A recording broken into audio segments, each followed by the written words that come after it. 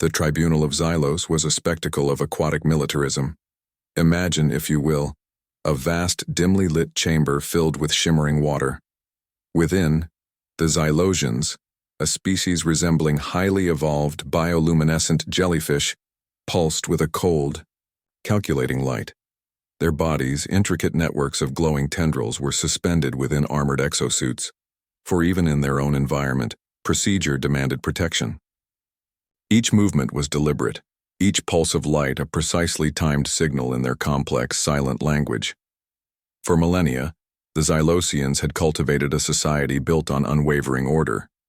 Their civilization, a symphony of bioengineered technology, and rigid social stratification, was renowned and feared across the galaxy. Every aspect of Xylosian life, from nutrient intake to reproductive cycles, was governed by meticulously crafted algorithms and enforced by an unyielding military caste. Their mastery of biotechnology was particularly noteworthy. They could manipulate genetic code with the precision of a master sculptor, creating living weapons, self-repairing armor, and even altering their own biology to optimize for specific combat scenarios. Their warships were not merely metal constructs, but living organisms, grown and shaped to lethal perfection. It was against this backdrop of cold, aquatic efficiency that Earthling Jenkins found himself. Captured during the latter stages of the Intergalactic Mollusk Wars, a conflict sparked over disputed kelp farming rights, Jenkins was now a prisoner of the tribunal.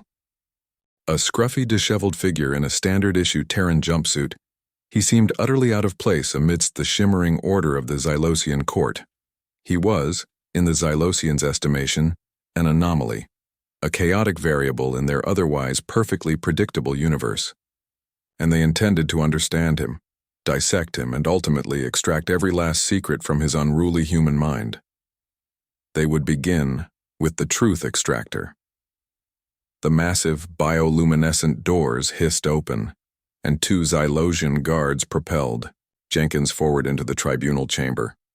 The water, perfectly temperature-controlled for Xylosian comfort, felt decidedly chilly to Jenkins' bare feet.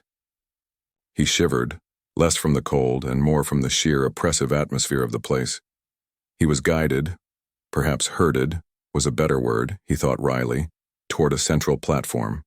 There, looming before him, was the truth extractor. It wasn't what he expected, not some gleaming metallic device bristling with ominous probes.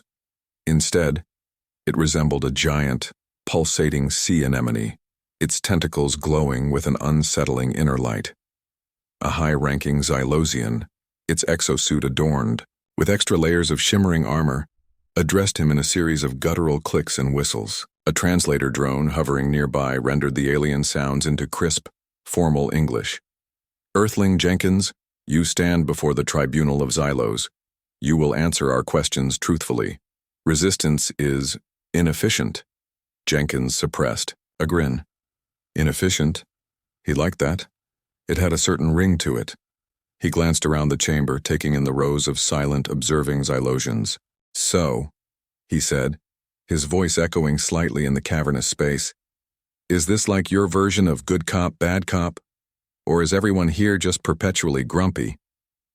The translator droned word for a moment, presumably struggling with the nuances of human sarcasm. Your flippancy is noted, Earthling. It will not serve you. Prepare for the extraction. Two smaller Xylosians approached Jenkins, their tendrils extending toward him, each tipped with a glowing bioprobe. The Xylosians, their patience wearing thin, initiated the interrogation. Earthling, the lead tribunal member clicked, his translator drone buzzing with authority. State your primary objective in the Gamma Quadrant. Jenkins tilted his head, feigning deep thought. Primary objective? Well, that depends. Was I supposed to have one? I thought we were just kinda drifting. You know, seeing the sights. The Gamma Quadrant has some lovely nebulae this time of year, so I've heard. A ripple of discontent passed through the assembled Xylosians. Such casualness was an affront to their meticulously planned military campaigns. Xylar, the scientist observing the proceedings, made a note on his data slate. Subject displays abnormal disregard for strategic imperative. The tribunal member, pressed on, his voice taking on a sharper edge. You were piloting a Class 7 military vessel, codenamed the Rusty Bucket, was it? Explain its weaponry. Jenkins chuckled. The Rusty Bucket? Oh, that thing. Weaponry, huh? Mostly rust, I'd say, and a faint smell of stale pizza. We, had a bit of a rodent problem before we left Earth. I think they might have been weaponizing the cheese. The translator drone sputtered, unsure how to render weaponizing the cheese into a language that conveyed both absurdity and potential threat. The Xylosians exchanged confused glances. Was this some new form of psychological warfare? Earthling, the tribunal member said, his voice now laced with suspicion. You are deliberately obfuscating. What were your orders regarding the Xylosian defense grid? Jenkins scratched his chin. Orders? Oh, right, those. Let me think. Was it, don't touch the pretty glowing things? Or was it, try to sell them life insurance? I get those two. Mixed up all the time, you know how it is. He winked, or at least made an approximation of a wink that probably looked more like a facial tic to the Xylosians. The truth extractor hummed louder, its bioluminescent tendrils pulsing erratically. Instead of the expected military schematics or strategic insights, the device began spitting out gibberish. Streams of data, utterly devoid of logical structure, flooded the Xylosian consoles. Incomprehensible, the lead tribunal member hissed, his bioluminescent markings flashing in agitation. The device is malfunctioning. Recalibrate immediately. Xylar, his multifaceted eyes glued to the readings, shook his head. It's not a malfunction, Supreme Tribunal. The device is processing something, but it defies all known parameters of cognitive mapping. The screen displayed chaotic symbols interspersed with fragmented images, a rubber duck, a half-eaten sandwich, a cat wearing a tiny hat. The frustration in the tribunal chamber was palpable. The Xylosians, who prided themselves on their ability to quantify and categorize all things, were confronted with utter chaos. Their meticulously crafted interrogation protocols were useless against Jenkins's bizarre mental landscape. Increase the intensity, the tribunal member ordered, his voice tight with controlled fury. Extract the truth by force if necessary. Xylar hesitated. Supreme Tribunal, I advise against that. The subject's neural patterns are already highly unstable. Further escalation could result in unpredictable consequences. The intensity of the truth extractor increased, bathing Jenkins in an even brighter pulsating light. He yawned, seemingly unfazed. The data stream intensified, now including bizarre sound patterns, snippets of catchy jingles, the sound of someone snoring, and an oddly persistent buzzing noise. By the great kelp, one of the junior tribunal members exclaimed, his voice filled with a mixture of awe and horror. What is happening? It's like his mind is a garbage disposal filled with random thoughts. Xylar, increasingly intrigued despite his professional misgivings, continued to analyze the data. He began to suspect that the problem wasn't with the device itself, but with the subject. Jenkins's brain, it seemed, operated on principles entirely alien to Xylosian understanding. Perhaps, he mused, they weren't dealing with resistance, but something far stranger. Genuine, unadulterated randomness. The thought was deeply unsettling. The Xylosians didn't do randomness. He whispered to his assistant. Isolate the sound patterns. Run a spectral analysis. I want to know what that buzzing noise is. He felt a growing unease. Something about all this felt deeply wrong. As a scientist, Xylar felt a growing imperative to challenge the tribunal, questioning the very foundations of their established methods and the efficacy of this truth extractor. The data he was observing defied all reasonable scientific boundaries. Jenkins took a deep breath, a mischievous glint in his eyes. All right, you got me, he said, his voice dripping with mock sincerity. I confess unto the great earth crime of competitive napping. The Xylosians exchanged confused glances. Competitive napping? The tribunal member echoed, his voice laced with suspicion. Explain. "Oh, it's brutal," Jenkins said, leaning forward conspiratorially. "Two people locked in a room, the last one to fall asleep wins. We use performance-enhancing lullabies, strategic pillow placement. It's cutthroat." He paused, adding with a dramatic whisper, "Lives have been ruined." The truth extractor sputtered, struggling to process the sheer absurdity of the statement. "This napping, it is a weapon?" the tribunal member asked, his voice barely concealing his bewilderment. Jenkins shrugged. "Potentially. I mean, prolonged sleep deprivation can be a real killer. We're talking psychological warfare, Xylosians, next-level stuff." He winked. "And the purpose?" the tribunal member pressed, his bioluminescent markings flickering erratically. "What strategic advantage does this napping provide?" "Advantage?" Jenkins chuckled. "There is no advantage. It's about bragging rights, pure and simple. The glory of being the ultimate napper. You wouldn't understand." He sighed theatrically. "Earth culture is complex." He launched into a detailed description of Earth cuisine, focusing on the most baffling and unappetizing aspects. "And then there's haggis," he said, his voice filled with faux dread. "Sheep's stomach, stuffed with, well, let's just say you really have to acquire a taste for it. It's a delicacy, a tradition, and a bioweapon waiting to happen." The truth extractor whirred and clicked, its sensors overloaded by the sheer volume of nonsensical information. The Xylosians, who subsisted on a diet of meticulously synthesized algae paste, were aghast. The concept of intentionally consuming something so revolting was beyond their comprehension. Jenkins continued, describing Earth's obsession with reality television, the intricacies of competitive dog grooming, and the deeply philosophical implications of online cat videos. Each description was more bizarre and outlandish than the last, delivered with a straight face and a perfectly timed sarcastic inflection. "And don't even get me started on clowns," Jenkins added, his voice dropping to a conspiratorial whisper. "Those things are pure nightmare fuel. We unleash them on enemy planets as a form of psychological torture. They're masters of disguise, experts in chaos, and they carry balloon animals. Don't underestimate the balloon animals." The Xylosians were now visibly shaken, their rigid composure crumbling under the weight of Jenkins' increasingly absurd confessions. They looked at each other, their multifaceted eyes filled with a mixture of fear and utter confusion.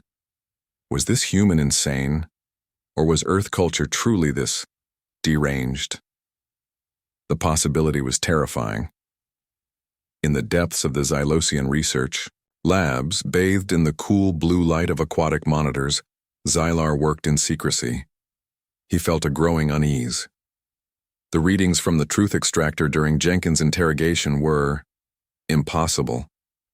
Random spikes, illogical connections, a symphony of noise that defied all scientific understanding.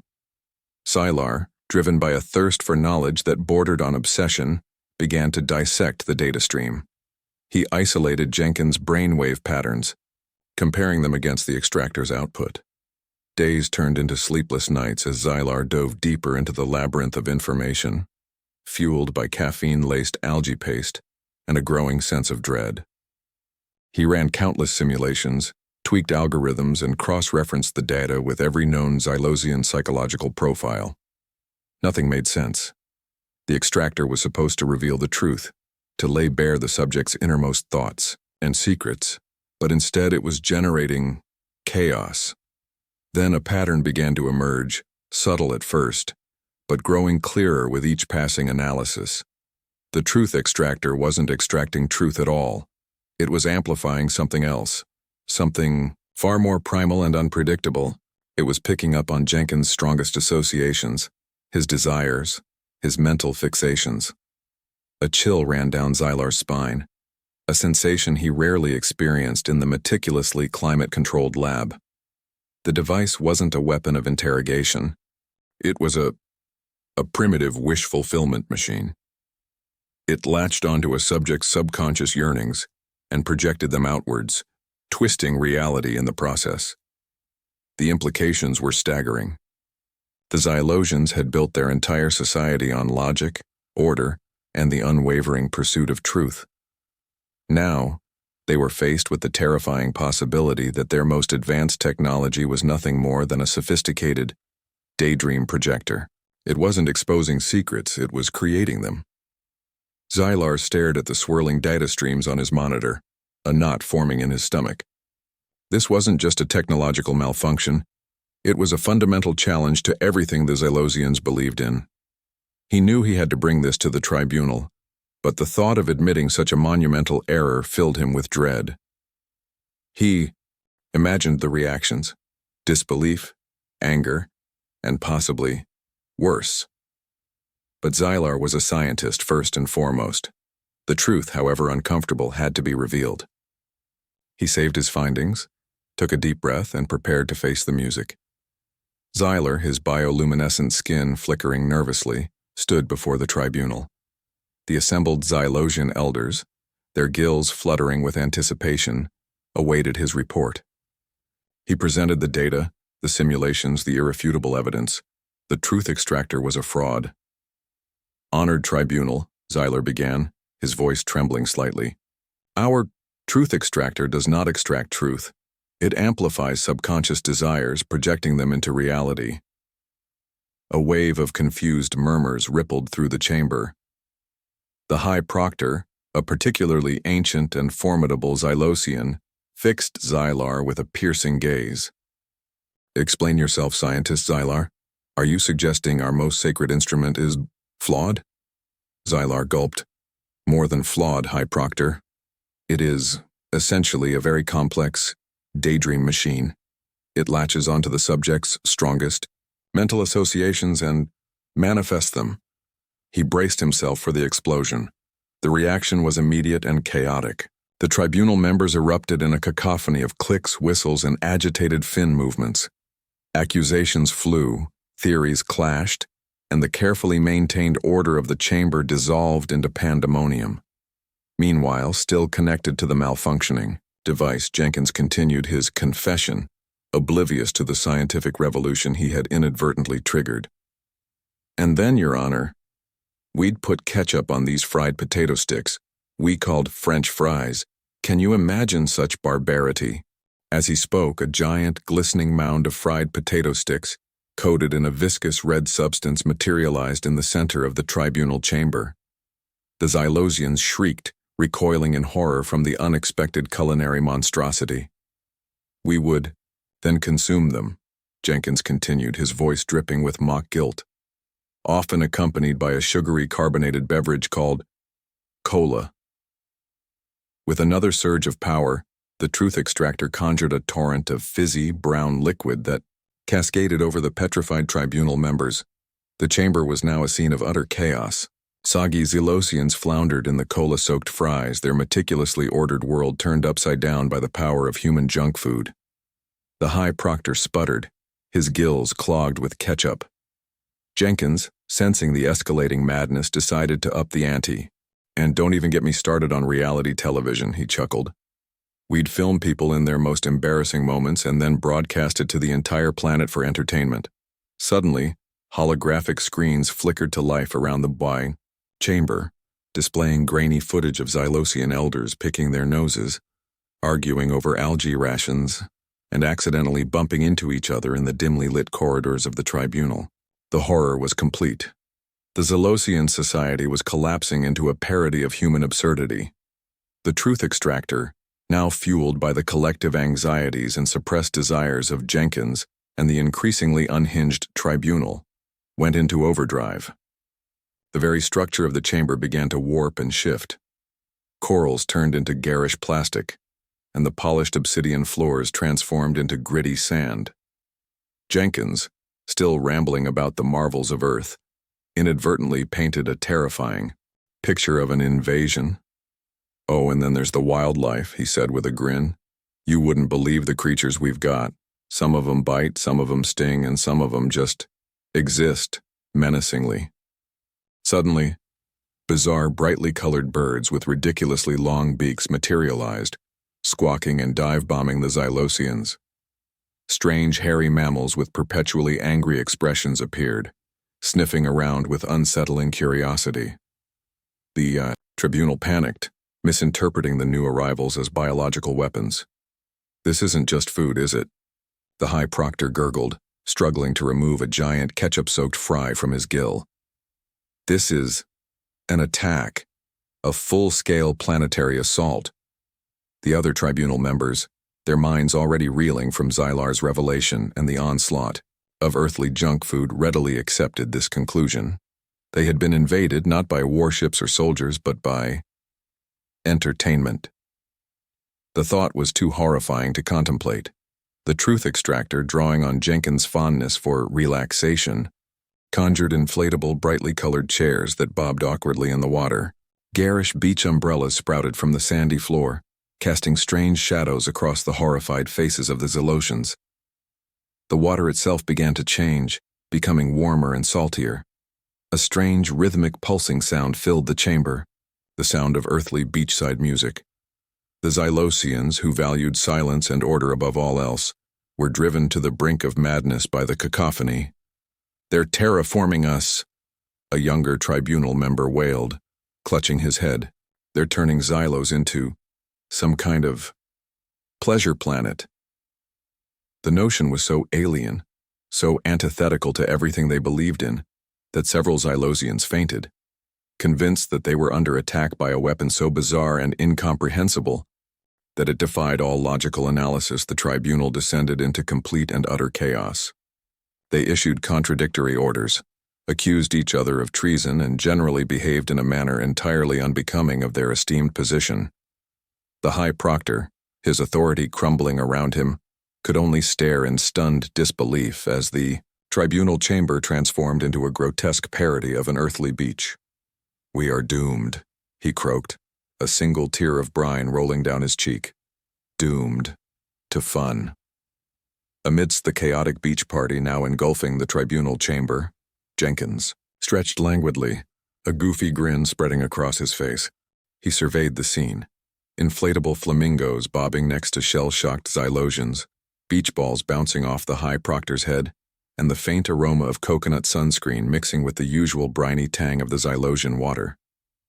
"So," Jenkins drawled, finally turning his attention to the utterly defeated tribunal, "about that war, and those secrets you wanted? Turns out, I just needed a vacation." The High Proctor, looking as though he'd swallowed a particularly sour sea urchin, managed a weak gurgle. "A vacation?" he repeated, the word sounding utterly alien and incomprehensible in his throat. "Yeah," Jenkins replied, shrugging.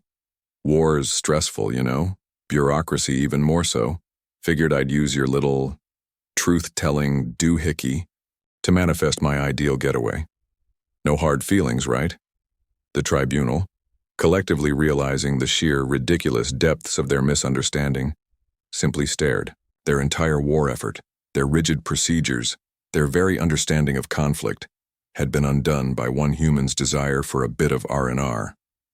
The High Proctor, with a sigh that sent bubbles rippling through the artificial waves, declared, "Release him. Just release him. And someone get me a tiny umbrella for my drink." And so the war ended, not with a bang, nor a whimper, but with the faint sound of a ukulele and the sight of a bewildered alien sipping a tropical cocktail. Jenkins, free from his captors and surrounded by his bizarre beach-themed creation, raised a glass, conjured, of course, by the ever-helpful truth extractor. "To peace," he toasted, "and to not taking yourselves too seriously." In the aftermath, Xylar, the scientist who first questioned the truth extractor, found himself drawn to the enigma that was human culture. He began poring over salvaged data, trying to decipher the logic or lack thereof behind Earth's strange customs, entertainment, and social structures. Meanwhile, the Xylosian tribunal, humbled and bewildered, quietly began dismantling their military infrastructure.